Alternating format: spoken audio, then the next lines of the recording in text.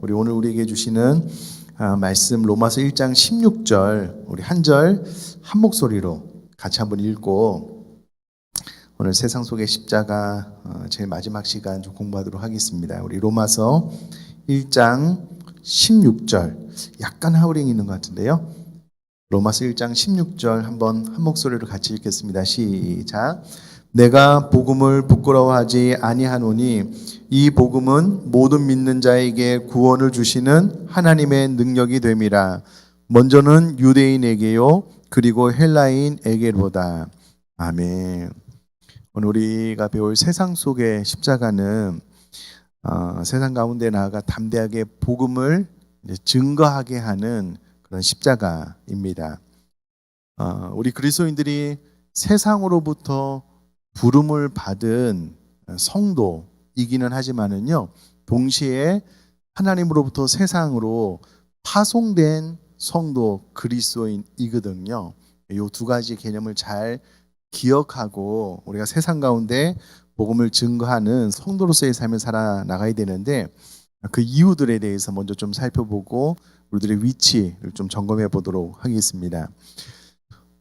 벌써 시간이 많이 지났어요. 한 20년, 30년도 좀 더 된 것 같아요. 이게 참 중요한 개념인데요. 제가 벌써 시간이 많이 지났는데 잊혀지지 않는 것은요. 공상, 과학, 소설, 애니메이션, 영화 이렇게 보는 가운데요. 각자 다른 것들을 제가 봤거든요. 근데 한 가지 공통된 메시지가 있었는데 넌 크리스찬이에요. 크리스찬이 아니에요. 근데 어떤 메시지를 소설, 영화, 애니메이션을 통해서 전달해 주었냐면 지금도 잊혀지지가 않아요. 이런 이야기예요. 먼 미래에 컴퓨터, 과학기술이 너무 발달을 많이 해서요. 안드로이드, 사람이랑 똑같이 생긴 로봇이 사람이랑 같이 사는 시대인데 그 컴퓨터가 이 안드로이드, 사람과 똑같이 생긴 로봇에게 이 땅에 존재하는 모든 생물, 살아있는 모든 것들이 이 지구 또 우주 한복판에서 지속 가능한 삶을 살아가기 위해서 컴퓨터로 이제 시뮬레이션을 해보고 안드로이드 로봇에게 지속 가능한 삶을 생각을 할 때에 가장 위협이 되는 요소가 무엇이냐? 그것을 제거해라. 이런 스토리의 이제 애니메이션, 영화, 또 소설인데요. 공통적으로 제가 봤던 깜짝 놀라운 그 세 가지 모든 것들을 통해서 주는 메시지가 무엇이냐면요. 살아있는 모든 것에 가장 위협을 주는 요소가 사람이래요. 크리스찬이 아니에요. 사람이래요. 그래서 사람을 제거해야지만 이 땅에 존재하는 모든 살아있는 것이 지속 가능하다. 이런 내용이에요. 왜 사람이냐라고 했을 때요. 사람 안에 있는 원죄는 그 무엇으로 해결이 안 된다. 그래서 사람이 가장 위험 요소다. 지금도 잊혀지지가 않아요. 그 메시지가. 크리스찬이 아니에요. 셋 다 넌 크리스찬, 안 믿는 사람이에요. 그런데 인류의 가장 심각한 문제 또 살아있는 모든 것에 가장 위협이 되는 요소가 무엇이냐라는 질문 앞에 공통적으로 사람 그리고 사람이 가진 죄성 그리고 그것은 그 무엇으로도 해결이 안 되기 때문에 사람을 제거해야지 이 땅에 존재하는 모든 생명이 지속 가능한 미래를 얻을 수 있다는 거예요. 20대 초반 또 30대까지 그 사이에 이제 그런 것들을 보면서 그때의 충격을 잊을 수가 없어요. 잊을 수가 없어요. 넌 크리스찬인데요. 그리스도인이 아닌데 인류에게 가장 위협이 되는 문제가 무엇이냐라고 했을 때 원죄를 말한 게 너무 특별한 거예요. 그래서 지금도 기억하고 있습니다. 이 책에서요. 교회와 세상에 대해서 이야기할 때 이 부분에 대해서 이야기를 해요. 참 이 1번이 중요해요. 교회와 세상에 대해서 이야기를 할 텐데요.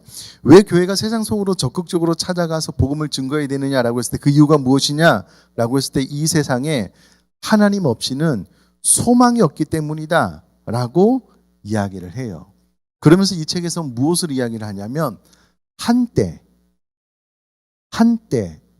우리 모든 사람이요.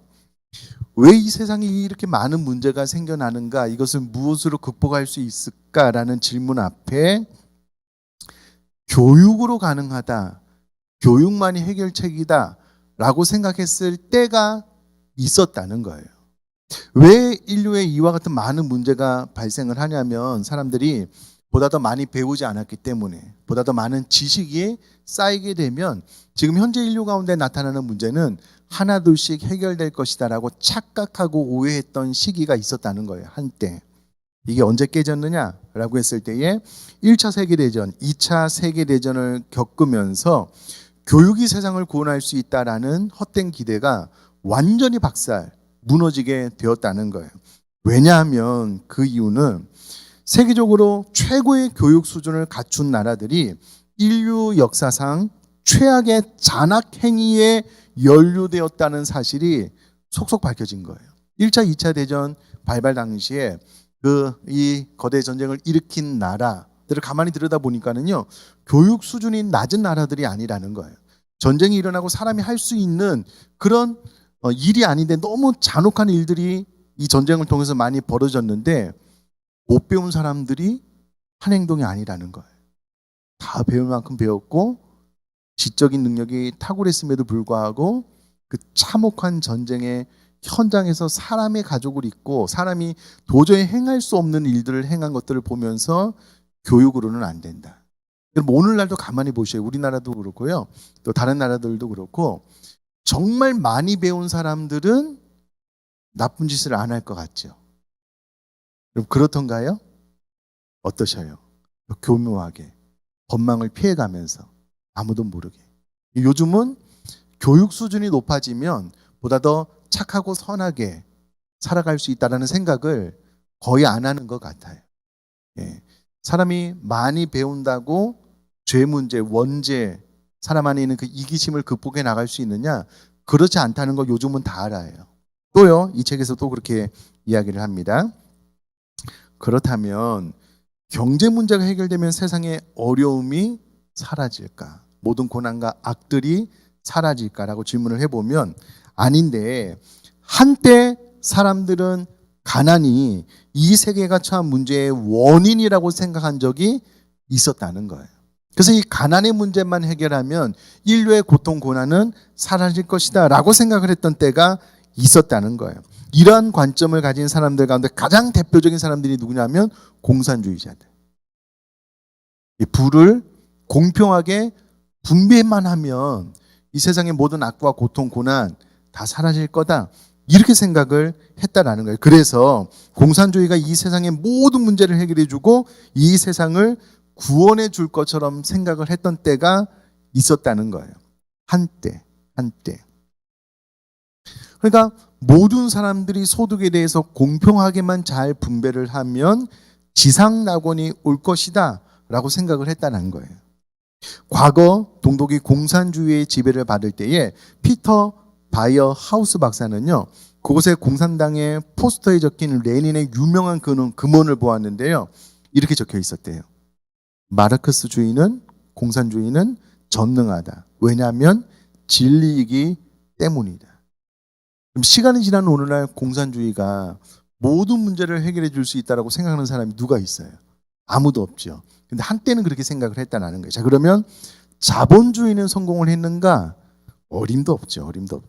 자, 자본주의의 대표격인 미국의 현실에 대해서 유명한 변증론자인 폴 리틀은 이렇게 이야기를 해서 한번 들어보셔요. 미국은 경제적 수준에서 세계 최고를 자랑한다. 가정, 학교, 공공기관, 대도시 빌딩 등 최첨단 자동화 기기의 설치, 보급률이 선두를 달리고 있고 국민 소득 또한 최고 수준이다.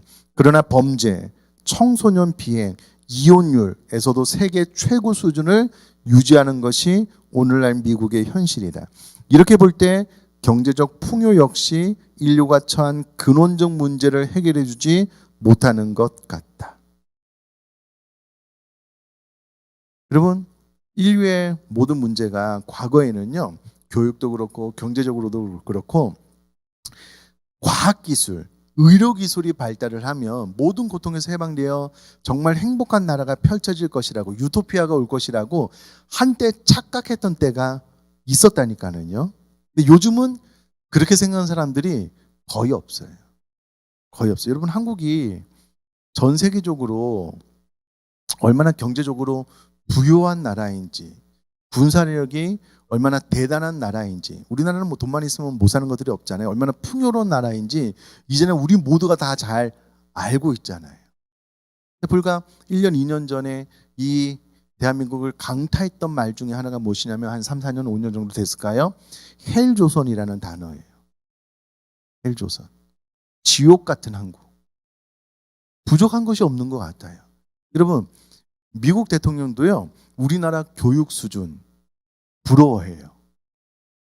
네, 경제력, 군사력. 정말 대단한 나라가 우리나라거든요. 그럼 모든 문제가 해결되었느냐? 행복하냐? 어림도 없잖아요. 아무도 그렇게 생각을 안 하잖아요. 그러면 인류의 모든 문제는요, 이와 같은 인간의 노력으로 해결될 수 없다라는 것을 이제는 인정을 해야 되잖아요. 근데 우리는 자꾸 헛된 기대를 가지고 살아가요. 로또 당첨만 되면 내 인생 활짝 필 것 같아. 아무 문제가 없을 것 같아. 어떤 문제가 하나가 딱 해결되면 행복의 나라가 그냥 펼쳐질 것 같지만 전혀 그렇지 않습니다. 여러분, 로또에서 1등 당첨된 사람들 그 후기를 또 찾아보면은요, 요즘 뭐 이렇게 TV나 가끔 이제 유튜브에 다 나오잖아요. 행복하게 사는 사람들이 거의 없어요. 이혼하고 막 마약으로 찌들고 자녀들 막 돈 문제 때문에 막 싸우고 막 난리도 아니거든요. 그렇게 해결될 수가 없다라는 거예요. 그런데도 신기하게도 이 세상이 다른 어떤 원인에 의해서 유토피아, 뭐 행복한 나라를 펼쳐갈 수 있을 것이다라고 착각을 하고 있는데 그렇지 않다는 거예요. 여러분, 이제 좀 포괄적인 이야기를 했는데요. 좀 좁혀서 이야기하면 이게 좀 쉬운 문제가 아니에요. 아니에요. 이 책에 이제 에서에 대한 이야기가 나오는데요. 에서의 문제가 무엇이냐면 눈에 보이지 않는 장자의 특권, 영적인 축복보다는요, 당장 눈앞에 먹는 문제가 더 소중했잖아요. 영적인 문제에 관심이 별로 없는 거예요. 눈앞에 자기가 이제 먹는 문제, 또 눈앞에 보이는 문제가 더 중요했다라고 이것을 상징적으로 이야기하는 인물이 에서인데, 이 에서를 성경은 망령된 자다라고 이야기를 하거든요. 여러분, 저를 한번 봐주세요. 가만히 한번 생각을 해볼게요. 그래도 수요 성경 공부에 오신 분들은 뭐 믿음이 다 좋으시겠지만 한번 생각을 해볼게요. 내 자녀가, 저와 여러분들의 자녀가 정말 착해요. 효자예요. 그래서 공부도 잘 해가지고요. 때가 돼서 좋은 배우자 만나서 결혼을 했어요. 좋은 직장 없고요. 경제적으로도 부족함이 없어요. 보니까 참 자녀들 낳고 알콩달콩 행복하게 사는 것 같아요. 좋은 차 타고 다니고요. 집도 너무 좋아요. 근데 딱 하나 빠졌어요. 복음, 믿지 않아요. 근데 요것만 쏙 빼면 다른 모든 것들이 너무 좋아요. 괜찮아요. 부러워요. 그러면 아무 문제가 없는 걸까요? 그럼 어떻게 생각하셔요? 어떻게 생각하셔요? 놀라운 것은요, 착각을 해요. 우리도 내 자녀가 내가 정말 사랑하는 누군가가 복음만 하나 딱 빠졌어요. 다른 모든 것들이 다 풍요로우면 뭐 괜찮아. 좋아 뭐. 그러면 그 끝이 어딘지 우리 모두가 다 잘 알고 있잖아요. 근데 그런 착각에 빠져요.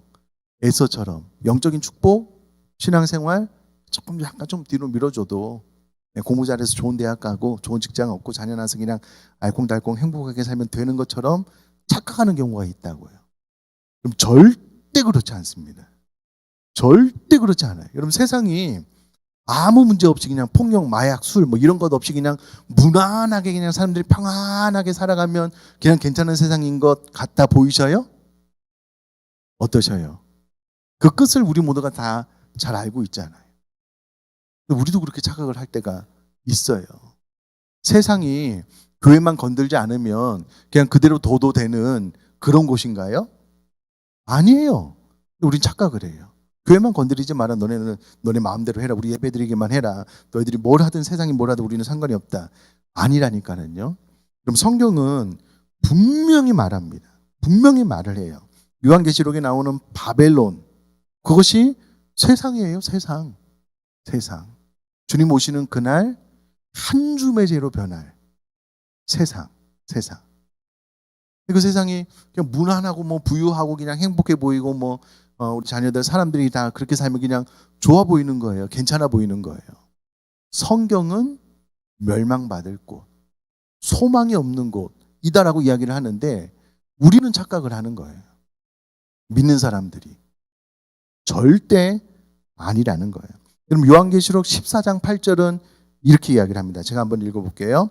또 다른 천사 곧 둘째가 그 뒤를 따라 말하되 무너졌도다 큰 성 바벨론이요 모든 나라에게 그의 음행으로 말미암아 진노의 포도주를 먹이던 자로다 하더라. 아멘. 여러분 주님 오시는 그날 세상이 아무리 화려해 보이고 멋있어 보여도요 한 줌의 죄로 변할 헛된 세상, 타락한 그리스도의 복음 외에는 구원 외에는 어떠한 소망도 없는 거예요. 그럼 이것을 정확하게 직시하고 이해할 수 있기를 제가 주님의 이름으로 부탁드립니다. 아멘이시죠? 정신 번쩍 차려야 돼요. 우리 자녀들이 아무리 잘 사고 행복하게 보여도요, 좋은 직장이, 좋은 차, 좋은 집이 있어도요, 복음이 빠져버리면 아무것도 아닌 거예요. 세상 동일하다라는 거예요. 그런데 우리는 신앙이 있지만 에서처럼 눈에 보이는 것만 추구를 하거나 세상 사람들 보고 오히려 부러워해요. 여러분 그런 경우 있어요. 신앙생활을 잘하는데 가난해. 세상 사람들 보기에 좀 이렇게 불쌍해 보여. 신앙이 없는데 너무 잘 살아. 그럼 이쪽에서 저쪽을 막 부러워한다니까는요. 저쪽에서 이쪽을 보면 뭐 불쌍해 보이고 또 이쪽은 또 그것을 또 인정할 수밖에 없고. 아니요. 절대 그렇지 않습니다. 그럼 세상에 너무 불쌍한 사람들이 세상과 예수 그리스도를 믿지 않는 사람들인 줄 믿습니다. 이걸 꼭 뭐 믿어야 하지 않아요? 사실인데요. 근데 우리는 착각을 하는 거예요. 그냥 뭐 교회 좀 가끔 빠져도 신앙생활 좀 부족해도 괜찮아. 얼마나 바빠. 아니요. 절대 그렇지 않습니다. 세상 가운데는요. 한 줌의 한 톨의 소망도 없어요. 세상 모든 것들은 이 교육으로, 경제, 돈, 문제로 또 다른 뭐 과학적인 기술력으로 그 죄 문제를 해결할 수 있느냐? 아니요. 불가능하거든요. 그럼 그 끝은 영원한 지옥 형벌이거든요. 이것을 정확하게 이 책에서 이야기를 하는 거예요.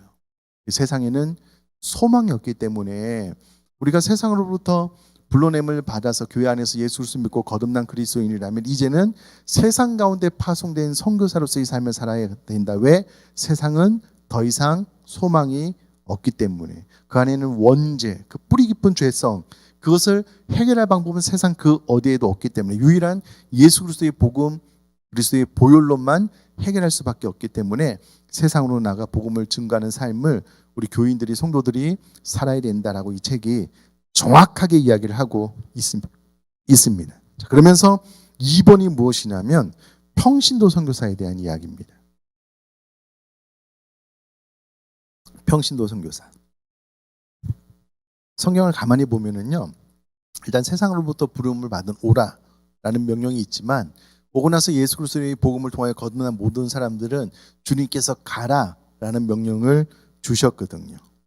정확합니다. 제가 마가복음 3장 14절 말씀을 읽어볼게요. 이에 12를 세우셨으니 이는 자기와 함께 있게 하시고 또 보내사 전도도 하며 자, 자기와 함께 있게 하시고 모이는 교회 또 보내사 전도도 하며 흩어지는 교회. 그러므로 교회는 구원받은 사람들의 모임인과 동시에 파송받은 세상으로 보냄을 받은 사람들이다라는 거예요. 자, 고린도전서 1장 2절도 제가 한번 읽어보겠습니다.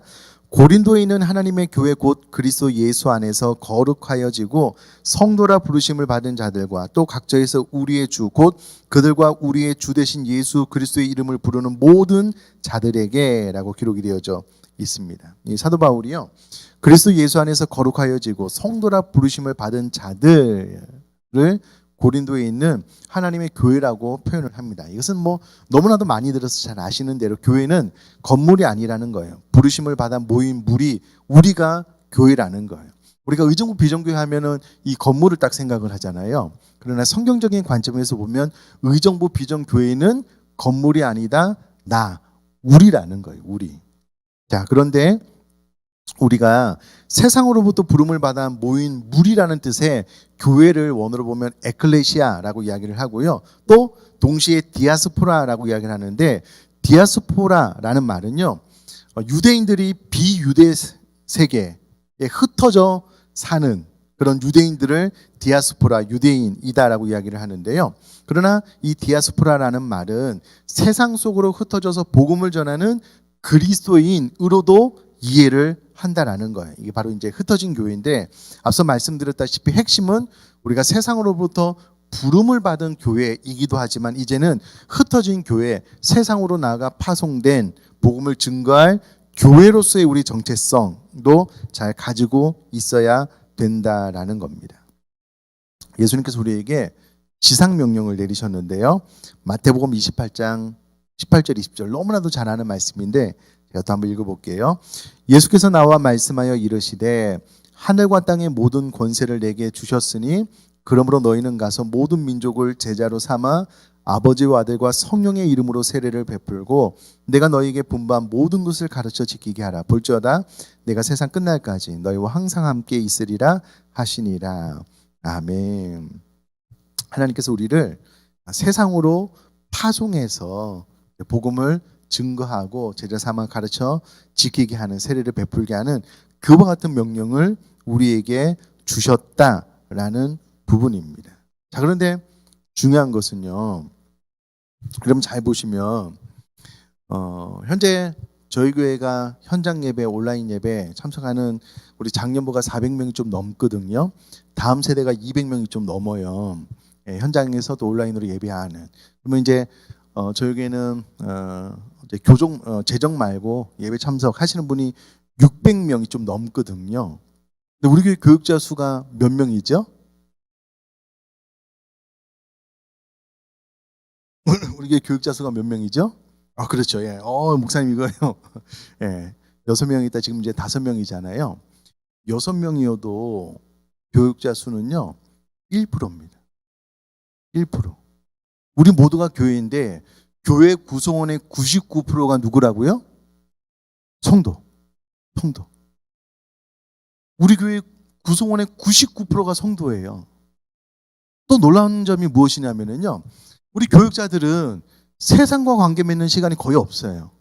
자, 우리 전임들은 아침 자고 일어나서 새벽기도에 이제 요즘 안 하지만 현장에 사고 나면은 아침에 이제 식사하면 어디로 오실까요?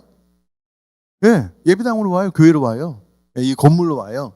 하루 종일 교회에서 막 설교 준비하고 막 신방하고 막 일하다가 퇴근되면 어디로 가요? 집으로 가시잖아요. 다음날 어디로 오셔요? 교회로 오시잖아요. 예. 우리 전체 성도의 1%가 교육자인데 교육자는 평상시 모든 시간을 이 예배당이라는 이 건물 안에서 지내요. 뒤집어서 교회의 핵심 구성원인 90%는 어디서 살아요? 예? 그러죠? 세상 가운데 사시잖아요. 예, 세상 가운데 사시잖아요. 우리 교육자가 세상으로 들어가려면 무슨 방법을 좀 강구를 해야 돼요. 그러나 성도님들은 아침에 식사하시면 세상으로 그냥 다 파송이 돼요. 뭔가 이제 그분들과 관계 맺기 위해서 뭔가를 하실 필요가 없어요. 직장이 됐든 학교가 됐든 학원이 됐든 뭐 동료가 됐든 가면 세상 사람들 만나는 거예요. 99%가. 자, 그러면 실질적으로 하나님께서 이 세상 가운데 파송한 선교사가 누구일까요?